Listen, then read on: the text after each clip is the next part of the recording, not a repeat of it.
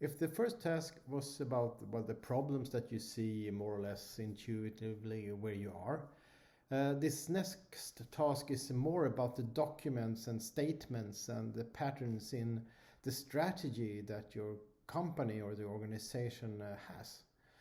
And you need to understand your own organization in order to succeed if you want to change it. And one of the reasons for this is given by Sun Tzu. One reason is given by Sun Tzu, the Chinese general that lived 2,500 years ago, and he has put together a lot of wisdom into a text. And one of those things that he said is, if you know neither the enemy nor yourself, you will succumb in every battle. So if you want to achieve something with your organization or inside your organization, you must both know yourself, but also the context that you work. Sun Tzu's text was the first text about strategy, and our knowledge about strategy has, developed over the years. So you can see strategy from different perspectives. A first perspective is to see it as a plan. That is, you set targets and you aim to reach them. So you plan and you prepare actions.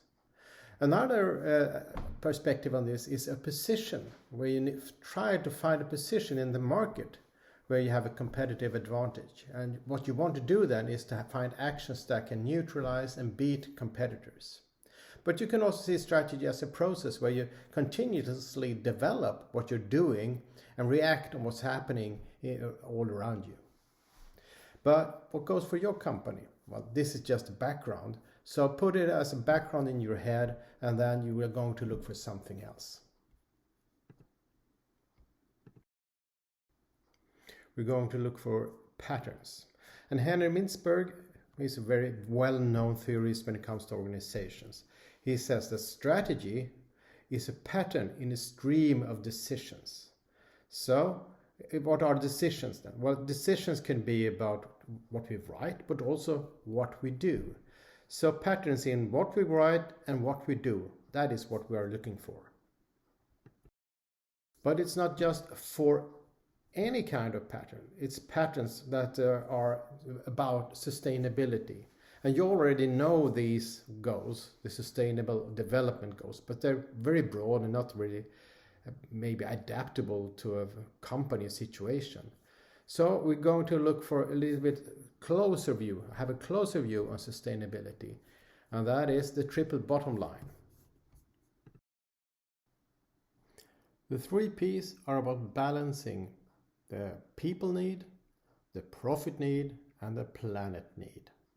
And if you do that in a good way, you will also reach sustainability in all areas, and they will work together for the benefit for all.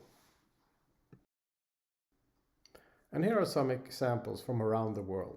This is Japan and Toyota, a car manufacturing company, and they say that sustainability is part of their whole idea of the Toyota principles. So there's a lot of information about sustainability at Toyota, if you'll be working there. The next example comes from America, and that is General Motors. And they also have a lot of information about sustainability. You have to look a bit differently, but this is where you end up when you are looking for sustainability at GM. A lot of information there as well. Well, what about Germany then? Well, Siemens is a German company, and Germans are very thorough about things. So in this case, they have so much information, so they have used an AI bot to write something that will sort of sum up everything they have. So this is from all the public statements, etc., about how they profiled themselves.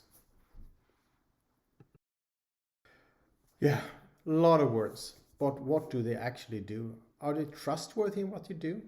Is your company trustworthy? I found this quote, and I was really looking for, you have to walk the talk, but this is kind of fun as well. Your talk talks, and your walk talks, but your walk talks louder than your talk talks. So it's really interesting to see, what do the companies do except just write about sustainability and their effort to do something about it. And that is what you should do. Look for patterns in your own company. What do you do? How do you walk the talk? And you end up here in the first task. There are preparations. Well, you're looking at this video and that's part of the preparations just to get you into this task. But then you can study 2 different sources I picked out. The first is an academic, journal article. So it's a bit harder maybe, but I think it's quite readable. The second is from Harvard Business School and it's made more popular. So I think you can connect to that maybe more easily. But there are different topics, so don't skip any of them. The first one gives you a context, the second one gives you more thorough leads on how to understand your own company's position. But then the task is look for these patterns. You can browse your organization's information, but also you should assess their strengths and weaknesses as you understand them. And then we also have a follow-up question that is really interesting also to reflect upon. What can you do about it in your position? You don't have to answer it now, but you should answer it at the end of the task, so you have an idea of what you're up against. Now turn to LoopMe. In LoopMe you find all the information you need, and that's also the place where you do your reflections. And now, good luck. See you again.